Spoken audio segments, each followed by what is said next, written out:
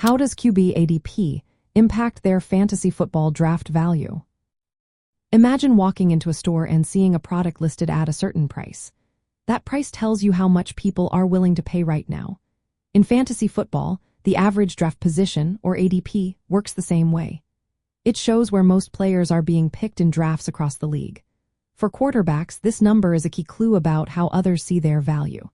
If a quarterback has a low ADP, it means players are grabbing them early, thinking they are worth the investment.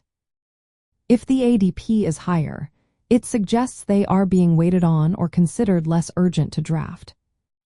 Knowing a quarterback's ADP helps you plan your draft better. If a top quarterback like Josh Allen has an early ADP, you might want to consider grabbing him sooner to avoid missing out. But if you see a quarterback with a later ADP, like Kirk Cousins, you might wait and see if they fall to your next pick. This way, you can focus on securing other positions like running backs or wide receivers early. ADP also helps you spot value picks. Sometimes a quarterback with a late ADP might have a higher projected score than players drafted before them. For example, if a quarterback is projected to do well but is being drafted in the 10th round, they could be a steal. Picking them around or too earlier might give you a big advantage. On the flip side, if you reach too early for a quarterback with a high ADP, you risk missing out on top-tier running backs or wide receivers. The position of quarterback in the draft is often less crowded than other spots. Many managers wait until later rounds to pick their quarterback because the scoring difference between the top and middle-tier quarterbacks is not huge. ADP reflects this trend by showing the typical rounds where quarterbacks are taken. If you see a big drop-off in ADP after a certain round, that's a good sign of when to target your quarterback without losing too much value. League format also affects ADP.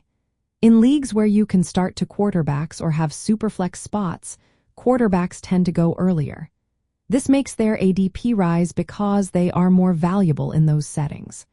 Understanding your league's rules helps you interpret ADP correctly and avoid overpaying or missing out. ADP is not static. It changes as the preseason progresses, injuries happen, or new information comes out. If a quarterback like Dak Prescott has a late ADP due to injury concerns but looks healthy in training camp, their value could spike. Keeping an eye on these shifts allows you to adjust your draft plan on the fly.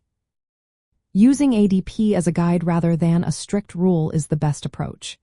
If the consensus says a quarterback is a 10th round pick but you believe they can outperform that, grabbing them earlier can give you a leg up. Conversely, if ADP is rising quickly for a player you like, it might be smart to draft them sooner rather than later. In the end, how a quarterback's ADP impacts their draft value is about understanding what the market thinks and using that info to make smarter choices. It helps you balance risk and reward, find hidden gems, and build a stronger team. Watching ADP trends, comparing them with your projections, and adjusting your strategy accordingly can make a big difference come draft day.